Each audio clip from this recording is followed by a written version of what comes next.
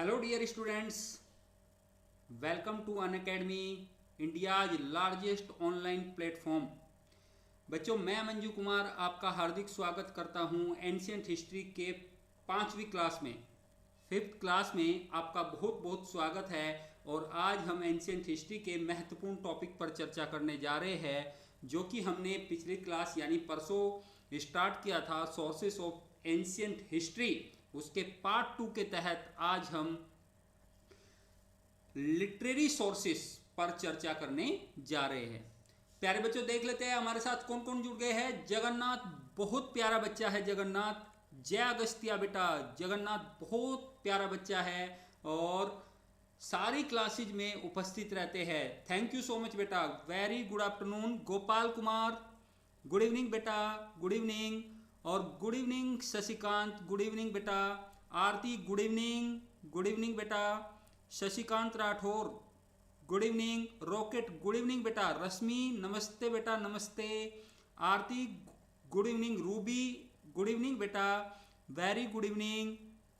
Rocket ji good evening. Soni good evening बेटा, good evening. Hello बेटा, hello. Aarav good evening.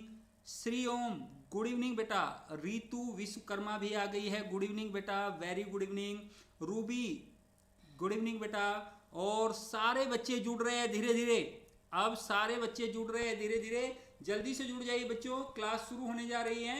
एक दो बच्चा लेट है, अभी पहुंचा नहीं है, जल्दी जुड़ जाइए, जल्दी से जुड़िए ताकि हम अपनी क्लास को स्टार्ट कर पाए।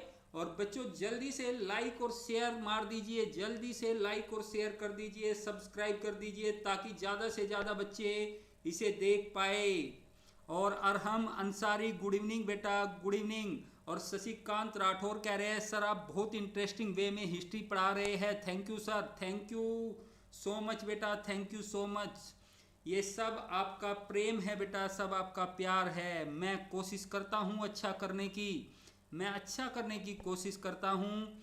और सौरभ गुड इवनिंग बेटा, नमस्ते बेटा, गुड इवनिंग, नमस्ते बेटा। बिल्कुल बिल्कुल बेटा, आपसे बात हुई थी, मैंने जुड़ने के लिए कहा था सौरभ। बिल्कुल बेटा, बहुत बहुत स्वागत है बेटा आपका ऑनलाइन प्लेटफॉर्म अनअकैडमी पर और आप प्रिय शिष्य रहे हो। और रॉकेट साइंस गुड इवनिंग बेटा। तो बहुत सारे बच्चे जुड़ गए हमसे और जल्दी से कुछ बच्चे जुड़ जाए। आप जल्दी जल्दी से लाइक और शेयर कर दीजिए बच्चों, जल्दी से बुला लीजिए फ्रेंड्स को, जो जो नहीं आया है उसको जल्दी से बुला लीजिए ताकि हम क्लास को स्टार्ट कर पाए, ठीक है। और बच्चों मैं एक बात और कहना चाहूँगा कि सबसे पहली बात आपकी ये है कि आप जो है आज 9 बजे जैसे ही मेरी क्लास खत्म होगी 9 बजे पूजा सिंह जो प्रतापगढ़ से है बच्चों, यूपी से, और 2017 में पीसीएस एग्जाम क्वालिफाइड है।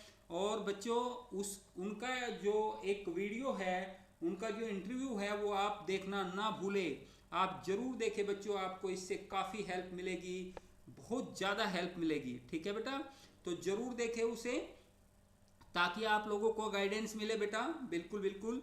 और सारे लोग देखना बेटा। अविनाश गुड इवनिंग बेटा, अविनाश भी आ गया है, गुड इवनिंग, गुड इवनिंग। बच्चे धीरे धीरे जुड़ रहे हैं, जल्दी जल्दी से। हाँ बेटा 9 बजे है श्री ओम, बिल्कुल ठीक कह रहे हो। और बेटा उसको देखने के कई फायदे होंगे। देखो आपको हम बता देते हैं, पूजा सिंह का इंटरव्यू देखने के कई फायदे होंगे।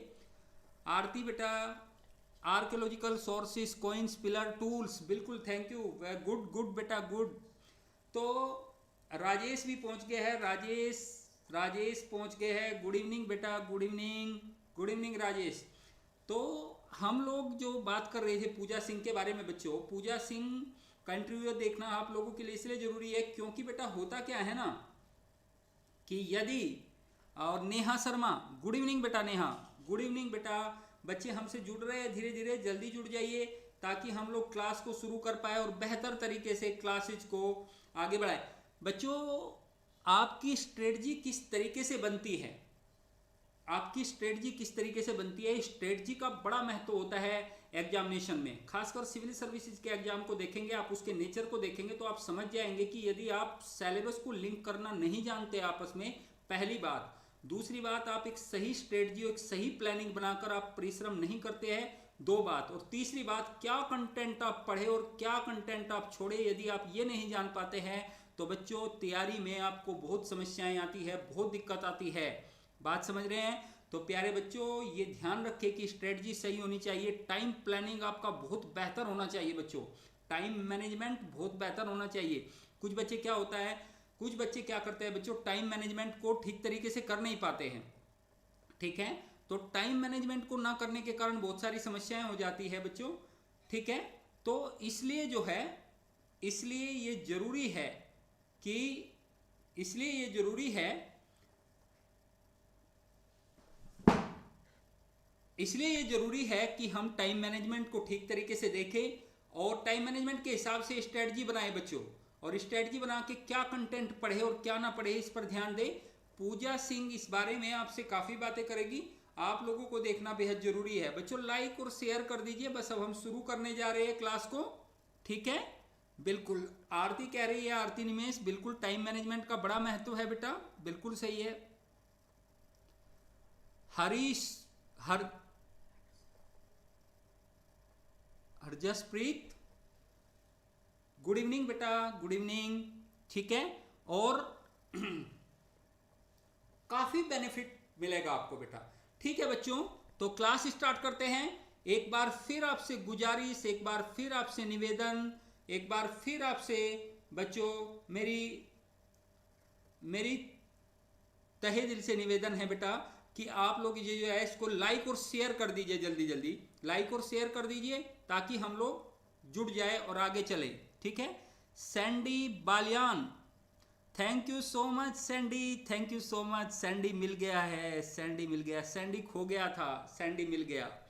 और बेटा कैसे हो सैंडी, कैसे हो? मैं बहुत अच्छा बेटा। अच्छा बेटा, हम लोग शुरू करते हैं, तो रिवीजन कर लेते हैं पहले थोड़ा सा। एक बार हम लोगों ने सोर्सेज के बारे में बात की थी, सोर्सेज ऑफ एंशिएंट हिस्ट्री के बारे में बात की थी बच्चों, और हमने सोर्सेज के तहत 2 मिनट ध्यान से सुनिए। अब आप बिल्कुल एकदम मंत्रमुग्ध हो जाइए, एकदम शून्य में चले जाइए और दिमाग को रिलैक्स कर दीजिए बिल्कुल एकदम, और फोकस कीजिए। अब एंशिएंट हिस्ट्री के सोर्सेज को 3 भागों में डिवाइड किया था बच्चों। पहला आर्कियोलॉजिकल सोर्सेज, दूसरा लिटरेरी सोर्सेज और तीसरा फॉरेन डिटेल्स। प्यारे बच्चों, जो आर्कियोलॉजिकल सोर्सेज होते हैं वो आर्कियोलॉजिकल सोर्सेज कौन से होते हैं? पुरातात्विक स्रोत होते हैं। और पुरातात्विक स्रोत कौन कौन से हैं बच्चों? जैसे कि मैंने बताया था कि इंस्क्रिप्शंस, अभिलेख पुरातात्विक स्रोत है, या फिर आर्कियोलॉजिकल सोर्सेज है। कोइंस है बच्चों, इसमें कोइंस, और मोनूमेंट्स है, मोनूमेंट्स, और मोनूमेंट्स के साथ ही अजय यादव पहुंच गए हैं। वेरी गुड इवनिंग बेटा अजय, वेरी गुड इवनिंग बेटा। ठीक है, और बहुत लेट हो लेकिन गुड बेटा। तो बच्चों हम लोगों ने आर्कियोलॉजिकल सोर्सेज की बात की थी, उसके बाद में हम लोगों ने बात की थी लिटरेरी सोर्सेज की, उसके बाद हम लोगों ने बात की थी फॉरेन डिटेल्स की। आर्कियोलॉजिकल सोर्सेज में हम लोगों ने इंस्क्रिप्शन की बात की थी, हमने कोइंस की बात की थी, हमने मोनूमेंट्स की बात की थी, मोनूमेंट्स के अलावा पेंटिंग्स और आइडोल्स की बात की थी प्यारे बच्चों। ठीक है, बिल्कुल बिल्कुल, वेरी गुड आरती, वेरी गुड। तो बेटा हम लोगों ने इसकी बात की थी। और हमने आर्कियोलॉजिकल सोर्सेज में जब हमने अभिलेखों की बात की थी, तो अभिलेखों के में हमने बताया था कि हमें ऑथेंटिक जानकारी देते हैं अभिलेखों पर, चट्टानों पर और ताम्र सीटों पर, लोहे की आयरन सीट्स पर और दीवारों पर जो अभिलेख या जो लेख लिखे जाते थे उन्हीं को अभिलेख कहा जाता है बच्चों। कॉइन्स के बारे में बताया था कि उस समय की इकोनॉमिक कंडीशन के बारे में सोर्सेज हमें कॉइन्स बताते हैं। और मोनूमेंट्स के बारे में हमने बहुत सारी मोनूमेंट्स की पिक्स भी देखी थी प्यारे बच्चों। मोनूमेंट्स में हम लोगों ने तक्षशिला को देखा था, याद है आप लोगों को? तक्षशिला को देखा था मोनूमेंट्स में। और तक्षशिला, नालंदा बच्चों, बहुत सारे सोर्सेज हैं हमारे पास, जो कि चैत्य विहार और सांची का स्तूप, ये सब क्या है? मोनूमेंट्स है। ये आर्कियोलॉजिकल सोर्सेज है। काजल, हेलो बेटा, काजल पहुंच गई है, हेलो बेटा। तो हम लोगों ने, और नेहा कह रही है इंस्क्रिप्शंस, कॉइन्स, बिल्कुल बेटा, ये सब क्या है? ये सब हमारे पास आर्कियोलॉजिकल सोर्सेज है। आर्कियोलॉजिकल सोर्सेज में हमने पेंटिंग्स में मरणासन्न राजकुमारी के चित्र पर बात की थी, विस्तार से हमने कहानी भी बताई थी। आपने मरणासन्न राजकुमारी, प्रेम में जो वियोग की कहानी उनके साथ घटी थी, जो प्रेम में वे तड़प रही थी, और बच्चों मरणासन्न राजकुमारी के बारे में हम लोगों ने चर्चा की थी। आज प्यारे बच्चों हम लोगों को लिटरेरी सोर्सेज के बारे में चर्चा करनी है और हमें आगे बढ़ना है। तो बच्चों लिटरेरी सोर्सेज पर हम चलते हैं। यहाँ पर लिटरेरी सोर्सेज में सबसे पहले हम ब्राह्मण एंड वैदिक लिटरेचर की बात करेंगे बच्चों लिटरेरी सोर्सेस में। ब्राह्मण और वैदिक साहित्य की बात हम करेंगे, और ब्राह्मण और वैदिक साहित्य में कौन कौन से साहित्य होते हैं, और बच्चों ब्राह्मण ग्रंथ कौन कौन से हैं और वैदिक साहित्य कौन कौन से हैं, ये हम समझते हैं। ब्राह्मण और वैदिक साहित्य को देखो हमने कितने भागों में डिवाइड किया है बच्चों। पहली बात वेद होते हैं, ध्यान दीजिए बच्चों, पहली बात वेद होते हैं, ठीक है। दूसरी बात है शिवम, नमस्ते बेटा, नमस्ते शिवम, शिवम भी पहुंच गए हैं। दिनेश, वेरी गुड इवनिंग बेटा, दिनेश भी आ गया है। आदित्य, हेलो बेटा, हेलो, आई एम फाइन बेटा, ठीक है। सभी लोग पहुंच गए हैं कुल मिलाकर, गुड, सभी लोग पहुंच गए हैं। और अब क्लास को सिस्टमेटिक वे में आगे चलाने में कोई दिक्कत नहीं होगी, सारे बच्चे पहुंच गए हैं। बच्चों लाइक और सब्सक्राइब कर दिया होगा आप लोगों ने, ऐसी उम्मीद करता हूं, ठीक है। जिसने नहीं किया है जल्दी से कर दीजिए। हाँ, तो ब्राह्मण लिटरेरी सोर्सेस को बच्चों कितने भागों में बांटा गया है। पहली बात कि ब्राह्मण और वैदिक साहित्य है लिटरेरी सोर्सेस में, फिर बुद्धिस्ट साहित्य है, फिर जैनिज्म का साहित्य है बच्चों। तो जो रिलीजियस लिटरेचर है, लिटरेरी सोर्सेस को हम लोगों ने कितने भागों में बांटा।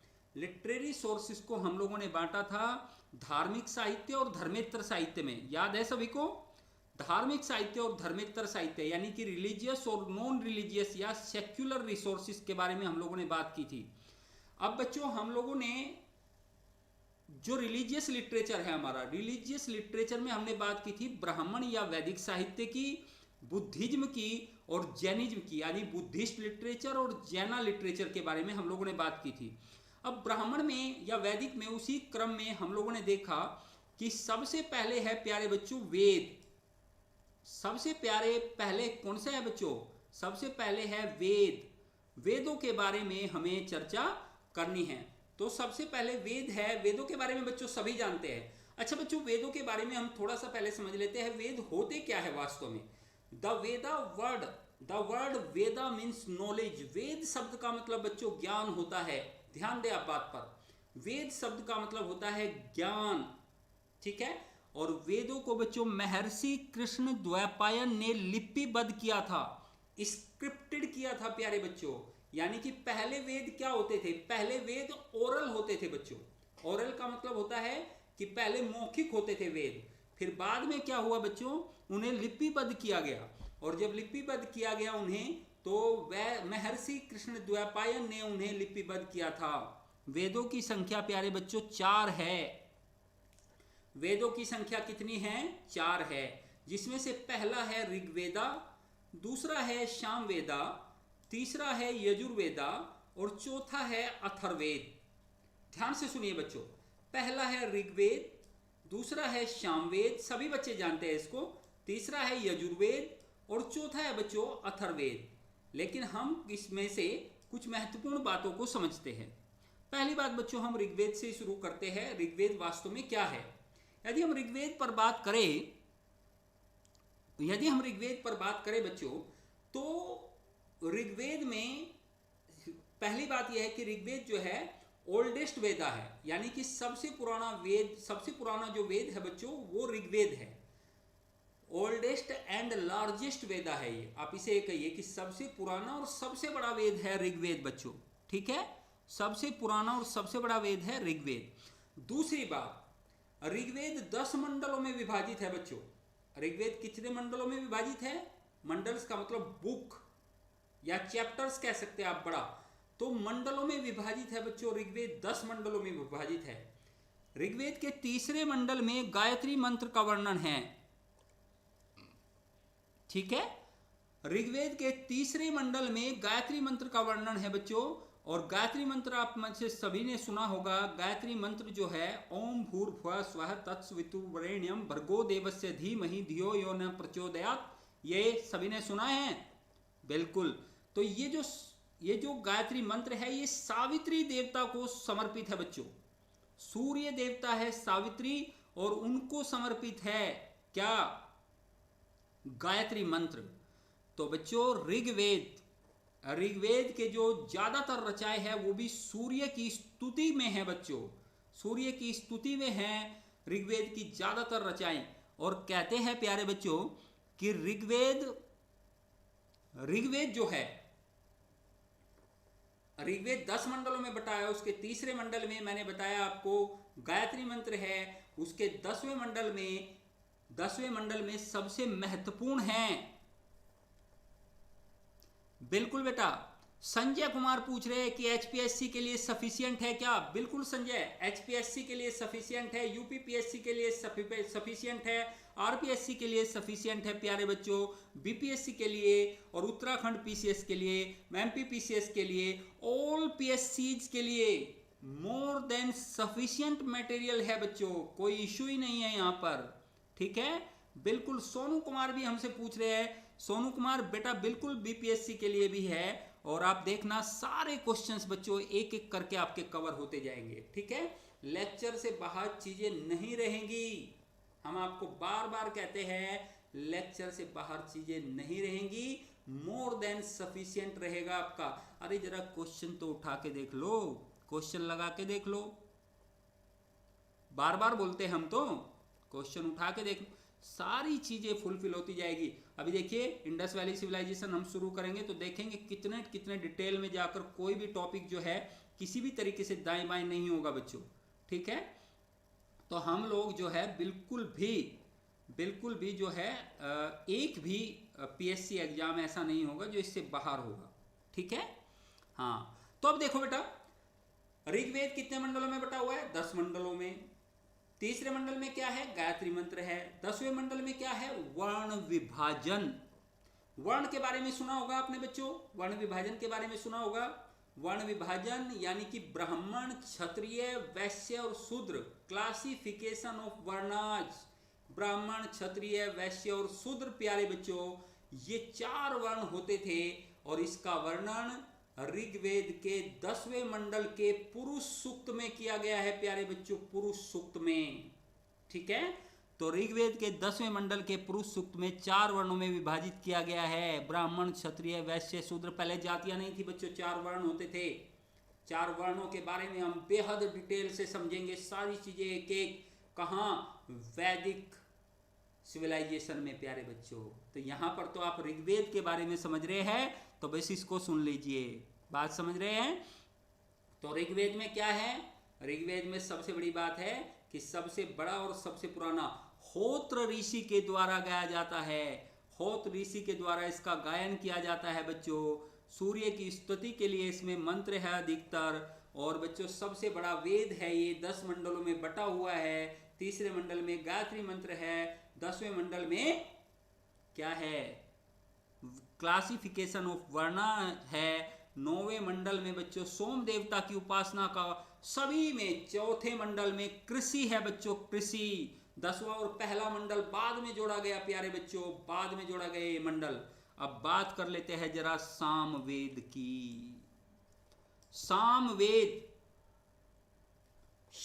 दूसरा वेद है प्यारे बच्चों, और सामवेद को ओरिजिन ऑफ इंडियन म्यूजिक माना जाता है।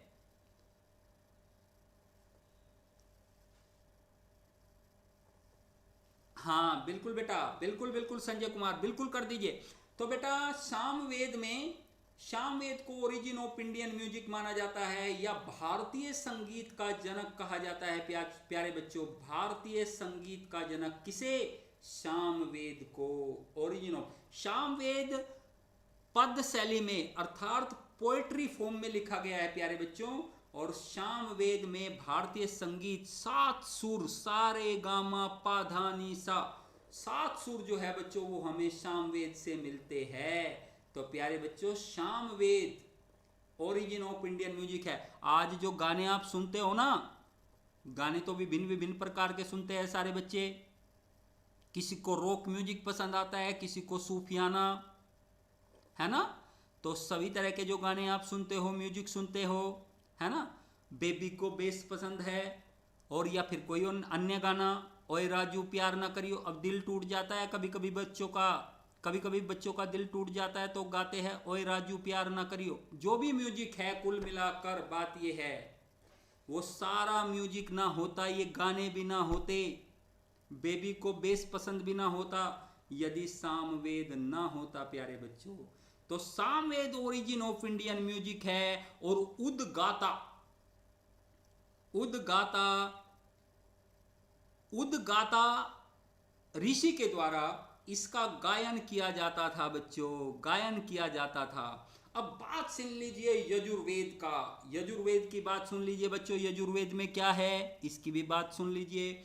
यजुर्वेद में क्या है, यज्ञ के विधि विधान है प्यारे बच्चों। यज्ञ के विधि विधान किसमें है, यज्ञ के विधि विधान है शाम यजुर्वेद में। और एक मात्र वेद है यजुर्वेद प्यारे बच्चों, एक मात्र वेद है यजुर्वेद जो गद्य और पद्य दोनों में लिखा गया है प्यारे बच्चों, जो गद्य और पद्य दोनों में लिखा गया है, एक मात्र वेद है यजुर्वेद। अरे यज्ञ की विधि विधान के बारे में आपने सुना है, बहुत सारे यज्ञ होते हैं, बहुत सारे हवन होते हैं। आपने हवन तो देखे होंगे, सुने होंगे, घर में हवन हुआ होगा, हुआ होगा कि नहीं हुआ होगा। शादी के समय हवन होता है, यज्ञ होता है कि नहीं होता है। बच्चे के मुंडन के समय यज्ञ होता है कि नहीं होता है, होता है। तो ये जो यज्ञ होता है बच्चों, यज्ञ के विधि विधान होते हैं। और भले ही यज्ञ तुम्हें समझ में ना आए, लेकिन यज्ञ की विधियां अलग अलग होती है प्यारे बच्चों। ये मत समझ लेना कि भूमि पूजन हो रहा है, कहीं पे घर बनना है और भूमि पूजन हो रहा है तो शादी के समय जो मंत्र पढ़े जा रहे हैं वही भूमि पूजन में पढ़े जा रहे होंगे, ना ना। भूमि पूजन में अलग मंत्र पढ़े जाते हैं और शादी के मंत्र अलग अलग पढ़े जाते हैं। और भाई ये मंत्र किसी को समझ में नहीं आते प्यारे बच्चों, ये मंत्र किसी को पल्ले ही नहीं पड़ते। ये मंत्र पल्ले पड़ते हैं क्या, ना पड़ते। दूल्हा दुल्हन बैठे रहते हैं दोनों और मंत्र पढ़ता है पंडित, समझ में आता है। कैसी कैसी कस्में खिलवाता है, समझ में आता है, नहीं आता है। बस हमें क्या समझ में आता है यज्ञ में से, क्या समझ में आता है, ओम स्वाहा, इसके अलावा कुछ समझ में आता है। पता है शादी के समय पंडित जी कैसे कैसे मंत्र पढ़वाता है, बताओ। जीवन भर पत्नी की बात मानोगे कि नहीं मानोगे, स्वाहा। तो भाई पत्नी की बात जीवन भर, ऐसी ऐसी कस्में होती है। और पति को कहा जाता है पत्नी की बात मानोगे कि नहीं मानोगे, और पत्नी से कहा जाता है पति पर तो नहीं चिल्लाओगी, स्वाहा। तो ऐसे ऐसे पढ़ने पड़ेंगे बच्चों, आपको ऐसे ऐसे मंत्र पढ़ने पड़ेंगे। तो वेद जो है, वेद है क्या वास्तव में, वेद क्या है बच्चों, वेद यजुर्वेद में यज्ञ के विधि विधान लिखे हैं। बात समझ में आई। और इसका जो गायन करता है अर्धव्यू करता है बच्चों, अर्धव्यू इसका गायन करता है। अब बात कर लेते हैं प्यारे बच्चों अथर्ववेदा की। बात किसकी कर लेते हैं, अथर्ववेदा की बात कर लेते हैं बच्चों, ठीक है। आप देख लीजिए, समझ लीजिए, अथर्ववेद की बात कर लीजिए। हाँ, कॉपी भी लेके पढ़े कभी कभी, वो भी जरूरी है। तो अथर्ववेद जो है, अथर्ववेद में क्या है बच्चों, अथर्ववेद में है औषधियां, मेडिसिन्स एंड तंत्र मंत्र जादू टोना, मैजिक पावर्स बच्चों। मैजिक पावर्स जो है वो अथर्ववेद में है। मैजिक पावर्स किसमें है, अथर्ववेद में है। और औषधियां हैं बच्चों अथर्ववेद में, मेडिसिन्स वगैरह है। अथर्ववेद सबसे अंत में लिखा गया वेद है अथर्ववेद, ठीक है। तो अथर्ववेद में क्या क्या है, जादू टोना, तंत्र मंत्र जादू टोना। अब भारत में बच्चों तंत्र मंत्र जादू टोने का तो बहुत बड़ा बाजार है, आपने सुना होगा। तंत्र मंत्र जादू टोने का भारत में बहुत बड़ा बाजार है प्यारे बच्चों। आपने जगह जगह गली गली नुक्कड़ नुक्कड़ पर बाबा बैठे देखे होंगे। बाबा भारत में कई प्रकार के होते हैं बच्चों। एक होते हैं उच्चतम लेवल के बाबा, हाई लेवल के बाबा होते हैं। एक मंझोले किस्म के बाबा होते हैं और एक सबसे छोटे वाले बाबा होते हैं जैसे बंगाली बाबा। अब ये जो हाई लेवल वाले बाबा हैं इनमें से कुछ जेल में भी पड़े हुए हैं बच्चों। नाम नहीं लेना है बस बाबा का, ये ध्यान रखना है। कोई भी नाम नहीं लेगा क्योंकि बाबा बहुत पावरफुल है, यदि पता चल गया तो गड़बड़ हो सकती है। और बाबा का भक्त भी हुआ यहाँ पे कोई तो समस्या हो सकती है प्यारे बच्चों। तो तंत्र मंत्र जादू। अच्छा, कुछ छोटे छोटे बाबा आपने देखे होंगे बच्चों ऑटो में, जब लॉकडाउन से पहले आप ऑटो में, बस में, रेलों में आते जाते थे तो छोटे छोटे से पंपलेट्स आपने देखे होंगे, पोस्टर्स आपने देखे होंगे। उन पर लिखा रहता था प्यारे बच्चों, उन पे क्या क्या लिखा रहता था। Thank you Radheshyam ji, thank you. Okay, और बेटा अब देखो वहां पर अथर्ववेद में क्या लिखा रहता था। अथर्ववेद में मैजिक पावर्स की बात कर रहे हैं ना हम, सॉरी। तो अब देखो बस में आपने रेल में कहीं कहीं लिखा हुआ पड़ा होगा, है ना, कि सोतन से छुटकारा पाए, लिखा रहता है ना।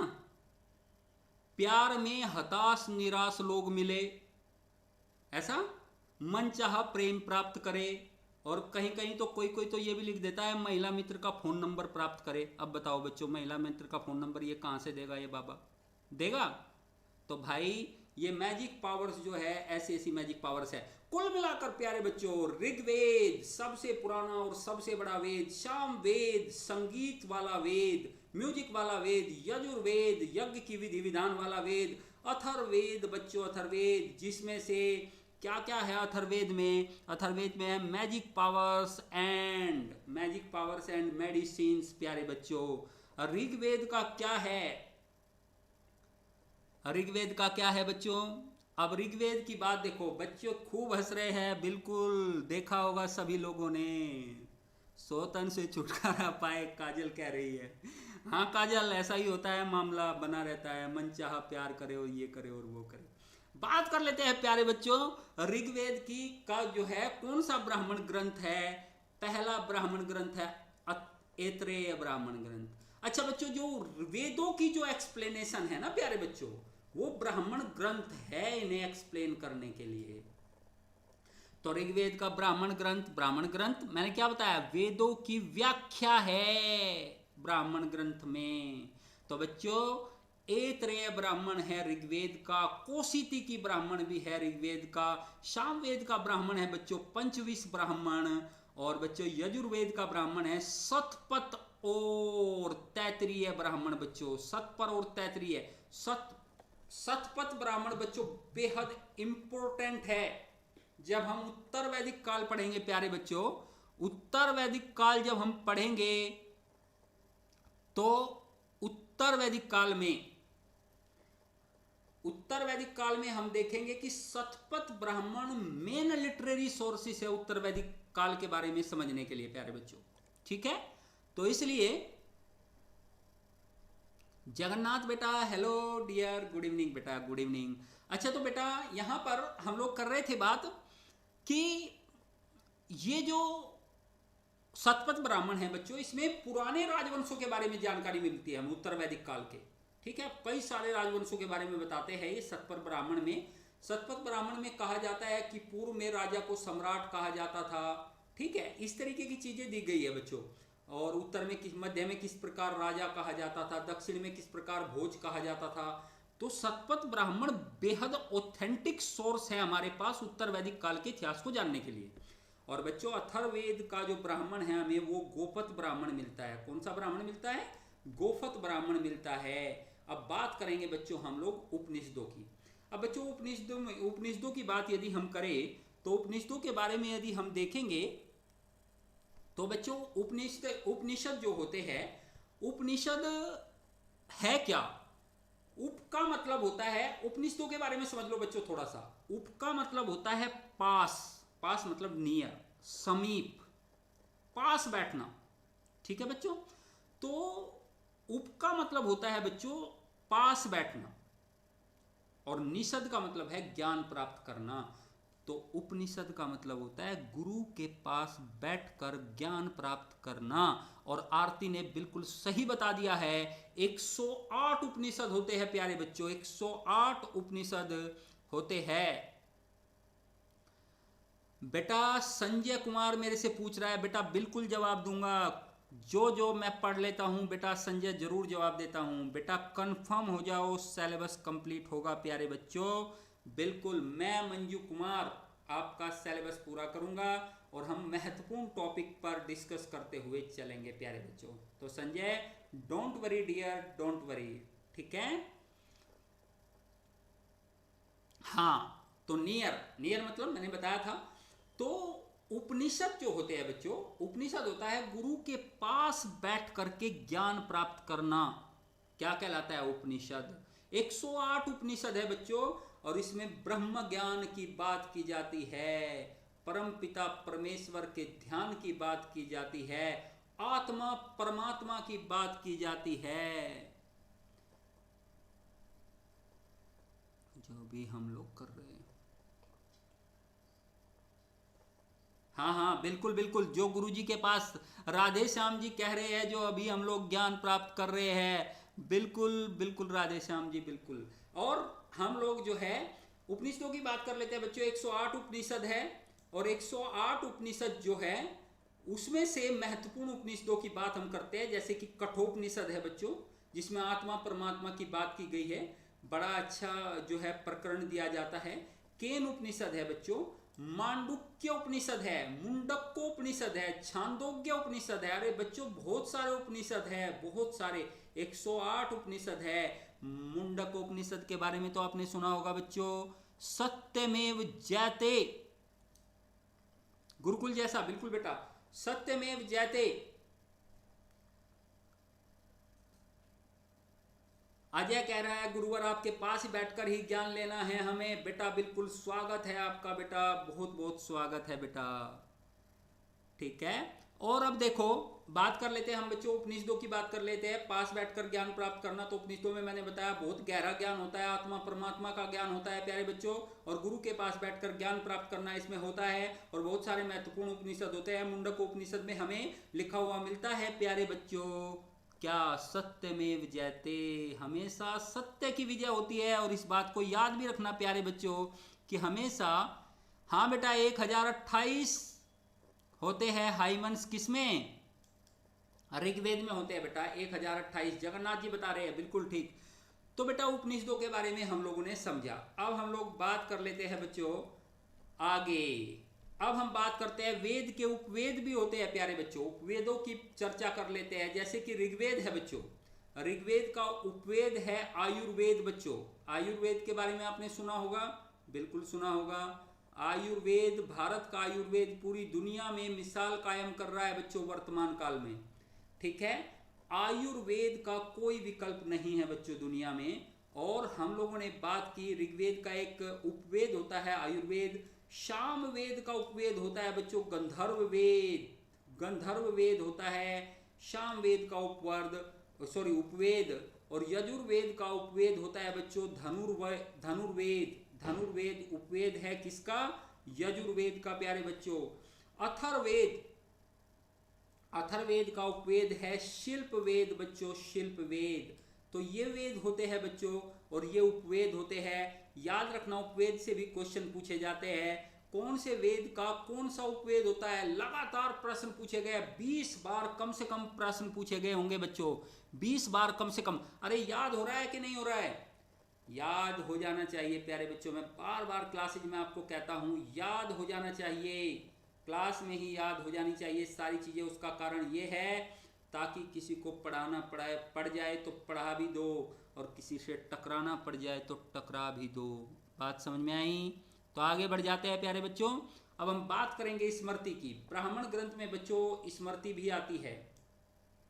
स्मृति का अर्थ होता है रिमेंबर करना, रिमेंबर यानी कि लर्न करना बच्चों, ठीक है, यानी कि याद करना।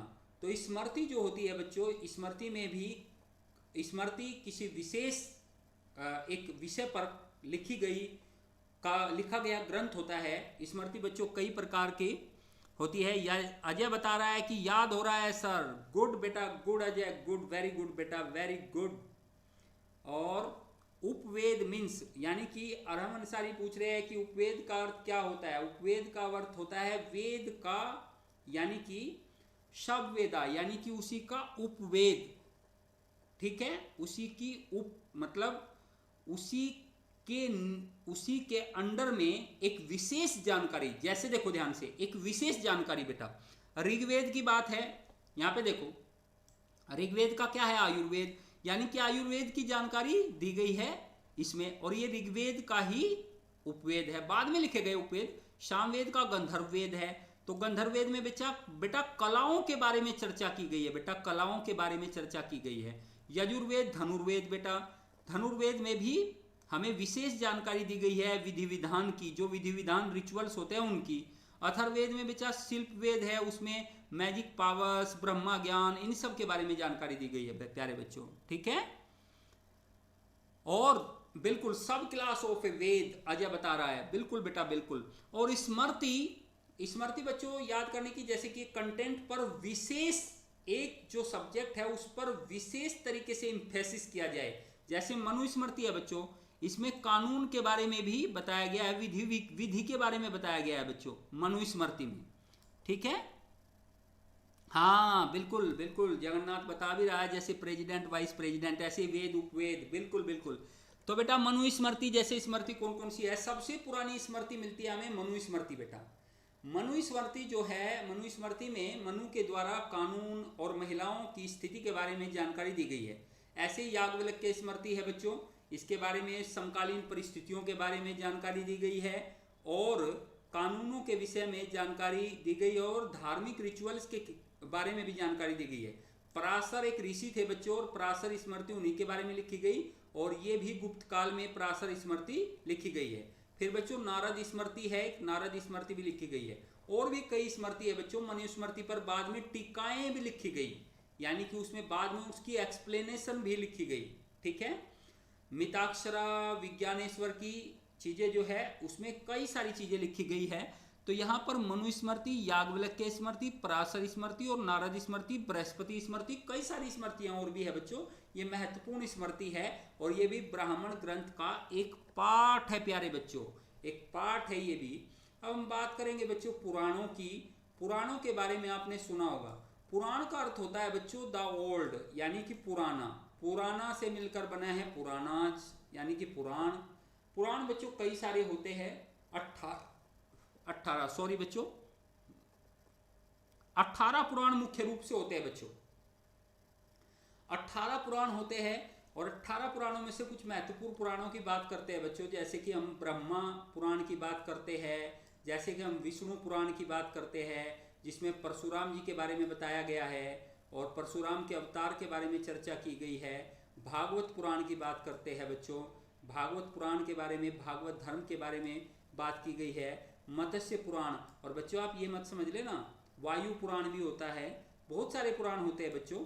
अब आप ये मत समझ लेना कि इनसे प्राचीन इतिहास की जानकारी नहीं मिलती। आप सोच रहे होंगे कि ये तो लिटरेरी सोर्सेस है ना बच्चों, तो लिटरेरी सोर्सेस से हमें जानकारी मिलती है कि नहीं मिलती है? मिलती है प्यारे बच्चों, मिलती है। अब समझ लो इस बात को कैसे मिलती है।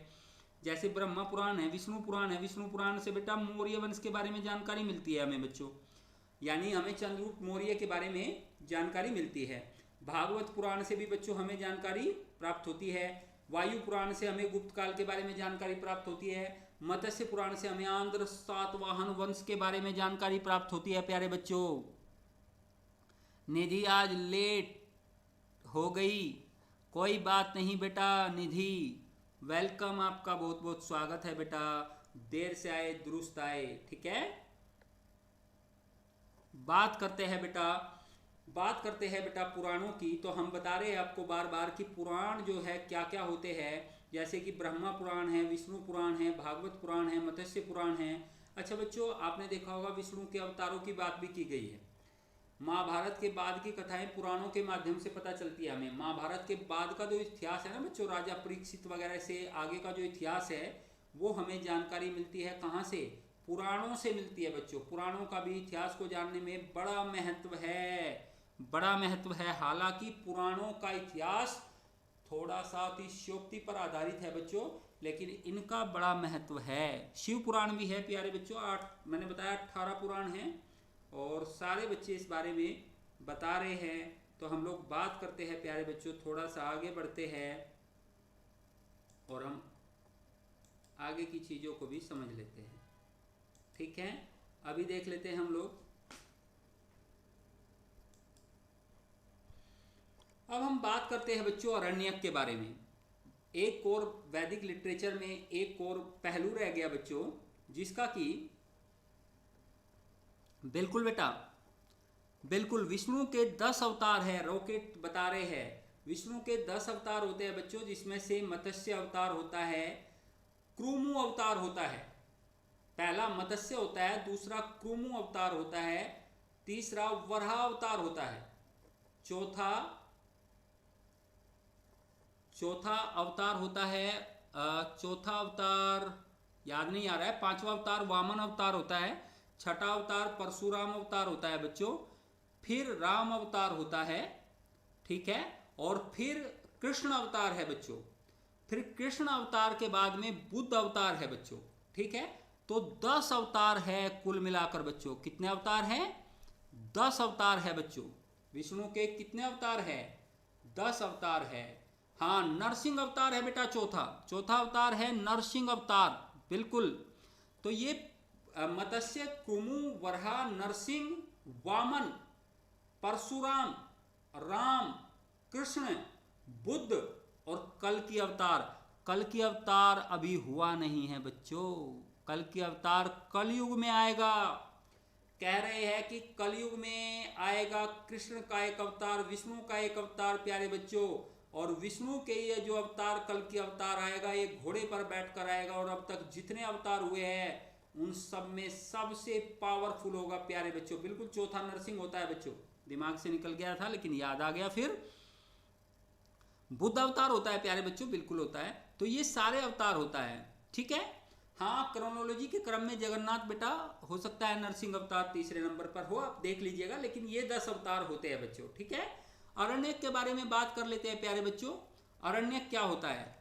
अरण्यक का मतलब होता है जंगल, फॉरेस्ट होता है बच्चों अरण्यक का मतलब। अरण्य सुना होगा ना आपने, अरण्य, अरण्यक शब्द उसी से बना है। फॉरेस्ट होता है इसका मीनिंग बच्चों। इसको समझ लेते हैं प्यारे बच्चों एक बार। अरण्यक बहुत सारे होते हैं, जैसे कि ऐतरेय अरण्यक होता है बच्चों, ठीक है। जैसे कि तैतरेय अरण्यक होता है। जैसे कि अरण्यक क्या होता है? जंगलों में वेदों पर लिखा गया सार अरण्यक कहलाते हैं। जैमिनीय होता है और मैत्रायणी अरण्यक होता है। और भी बहुत सारे अरण्यक है प्यारे बच्चों, और भी बहुत सारे अरण्यक होते हैं, ठीक है प्यारे बच्चों। तो अरण्यक जो है, अरण्यक होते हैं जंगलों में लिखे जाने वाले ग्रंथ, या अरण्यक का मतलब होता है फॉरेस्ट में, फॉरेस्ट यानी कि जंगलों में। ऐतरेय अरण्यक, तैतरीय अरण्यक, जैमिनीय अरण्यक और क्या है? मैत्रायणी अरण्यक। अब बच्चों हम बात करेंगे महाकाव्य की। महाकाव्य के बारे में आपने सुना होगा, एपिक के बारे में आपने सुना होगा। महाकाव्य, महाकाव्य कितने होते हैं? 2 होते हैं, रामायण और महाभारत। अभी तो डीडी भारती और डीडी जो न्यूज चैनल है उसमें रामायण और महाभारत, ठीक है। नेशनल चैनल जो है बच्चों डीडी नेशनल, और भारती चैनल जो है डीडी भारती, उन पर रामायण और महाभारत का प्रसारण हुआ है बच्चों, ठीक है। और इस प्रसारण में आपने देखा है सारे रिकॉर्ड तोड़ दिए हैं इन महाकाव्यों ने बच्चों। टीआरपी के सारे रिकॉर्ड ब्रेक कर दिए हैं लॉकडाउन में, और सबसे ज्यादा रामायण और महाभारत देखी गई है। रामायण बच्चों वाल्मीकि द्वारा रचित है, और वाल्मीकि पहले डाकू रत्नाकर थे बच्चों, डाकू रत्नाकर थे वाल्मीकि बच्चों, ठीक है। और इसे आदि काव्य के नाम से जाना जाता है। पहले 8800 श्लोक थे बच्चों रामायण में, फिर बाद में 24,000 श्लोक हो गए थे।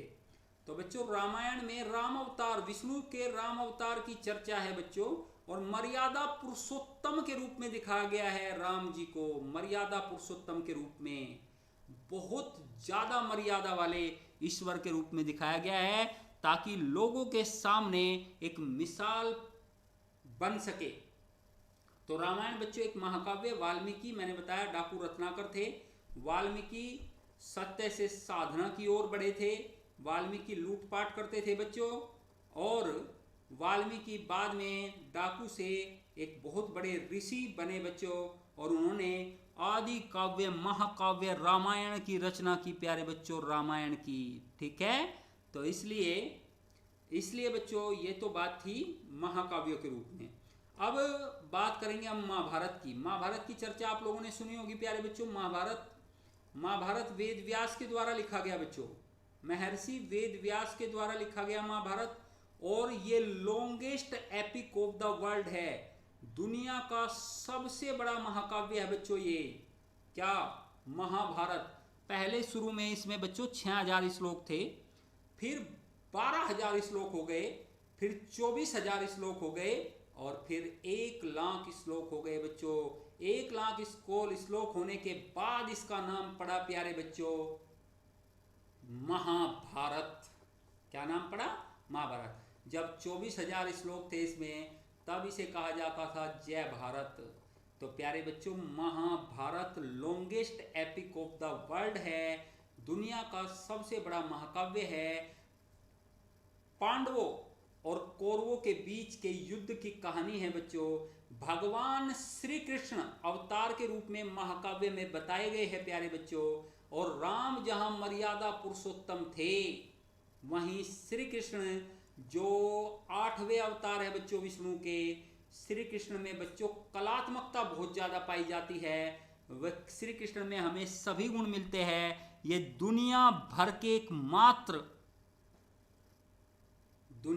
एकमात्र गॉड ईश्वर है बच्चों, जिनमें सभी गुण दिखाई देते हैं। इनसे बढ़िया कोई मित्र नहीं हो सका, इनसे बढ़िया कोई प्रेमी नहीं हो सका, इनसे बड़ा कोई रणनीतिकार नहीं हो सका, इनसे बड़ा कोई सखा नहीं हो सका, इनसे बड़ा कोई कूटनीतिज्ञ राजनीतिज्ञ नहीं हो सका प्यारे बच्चों। इनसे यशस्वी कोई पुत्र नहीं हो सका, और इनसे बढ़िया कोई सारथी नहीं हो सकता, इनसे बढ़िया कोई गाइड नहीं हो सकता। पूरी दुनिया में भागवत रिलीजन भगवान विष्णु के श्री कृष्ण के अवतार बच्चों, श्री कृष्ण अवतार के रूप में सबसे ज़्यादा उपासक मिलते हैं, सबसे ज़्यादा भक्त मिलते हैं। और बच्चों, इन्हें प्रेमी के रूप में भी जाना जाता है। राधा से विवाह नहीं हुआ, लेकिन राधा मंदिरों में सुसज्जित है, इनके साथ मंदिरों में बैठे हुए। जय श्री कृष्ण। और प्यारे बच्चों, ये बिल्कुल जगन्नाथ कह रहे हैं, जगन्नाथ तो है ही उड़ीसा से, ही इज माय डार्लिंग। बिल्कुल बेटा बिल्कुल।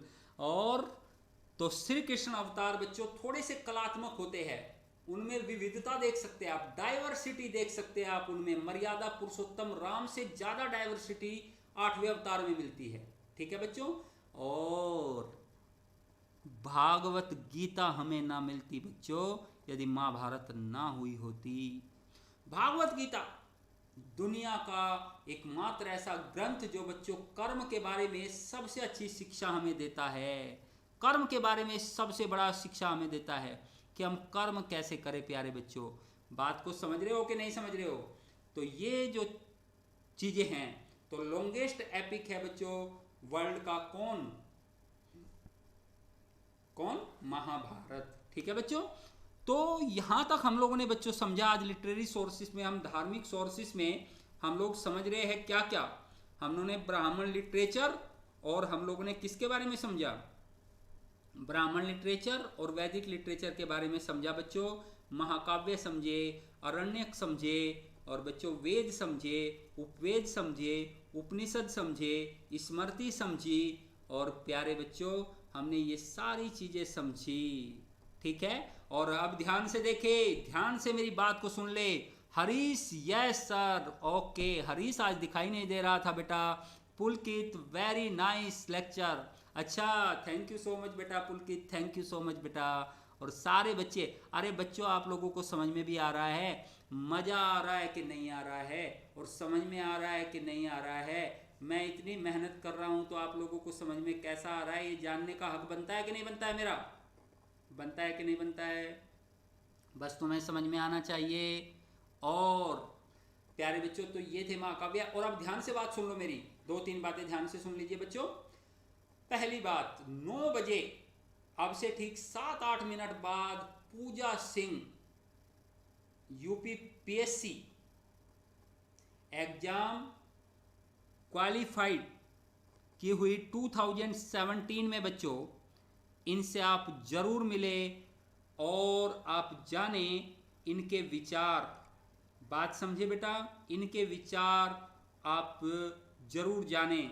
सुपर डुपर से ऊपर जगन्नाथ, थैंक यू बेटा। Super class, thank you so much बेटा, thank you so much, thank you so much Harish बेटा, बहुत बहुत धन्यवाद आप लोगों का। आप लोगों की के ये कमेंट मेरी ऊर्जा है, मेरी एनर्जी है बच्चों, मेरी एनर्जी है। और यूपी पीएससी के चैनल को और भी सारी क्लासेस चल रही है, उन सबको भी आप देखते रहे बच्चों। हिस्ट्री में तो हम बेहद सिस्टमेटिक चल रहे हैं, सिक्वेंसली चल रहे हैं, बाकी क्लासेस भी सिक्वेंसली चल रही है। बच्चों लाइक और सब्सक्राइब करते रहिए। और पूजा सिंह को आप जरूर देखें, जरूर पूजा सिंह को देखें। आपसे ठीक 6-7 मिनट बाद हम लोग जो है बच्चों कल मिलेंगे बुद्धिस्ट और जैनिज्म के लिटरेचर के साथ में बच्चों आपसे ठीक 8 बजे। और आगे बढ़ेंगे सिस्टमेटिक रूप से, जिस तरीके से हम आगे बढ़ रहे हैं उस तरीके से आगे बढ़ेंगे। तो प्यारे बच्चों आज के लिए इतना ही रहेगा, आज की क्लास में इतना ही रहेगा।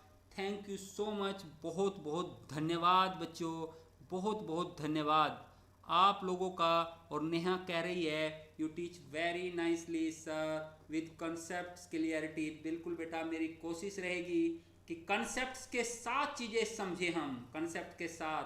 तो बच्चों ताकि आपको 5-7 मिनट का। डोलराज कहाँ रह गए थे? डोलराज गुड इवनिंग बेटा, थैंक यू, वेलकम बेटा, वेलकम वेलकम वेलकम। आज बहुत सारे बच्चे हमसे जुड़े हुए हैं। भारती बेटा, बिल्कुल बेटा, अरे भारती बिल्कुल पर्सनली बुलाया जाएगा आपको। और बिल्कुल, और सिलेक्शन कैसे नहीं होगा, कैसे नहीं होगा बेटा भारती बेटा, सिलेक्शन कैसे नहीं होगा? पक्का होगा बेटा सिलेक्शन, पक्का पक्का बेटा, ठीक है। और अजय यादव बोल रहे हैं स्नेही कुन्नू सर जी, ना ना ना ना स्नेही कुन्नू गुरुजी, और बहुत सारे बच्चे। अच्छा बच्चों, तो अब हम विदा लेते हैं। कल की क्लास में हम मिलेंगे ठीक 2 बजे मॉडर्न हिस्ट्री के लिए, और 8 बजे किसके लिए? 8 बजे हम लोग मिलेंगे एंशिएंट हिस्ट्री के लिए। तो प्यारे बच्चों आज के लिए इतना ही रहेगा। बहुत बहुत धन्यवाद, बहुत बहुत आभार। लाइक और सब्सक्राइब करना ना भूले। Thank you so much.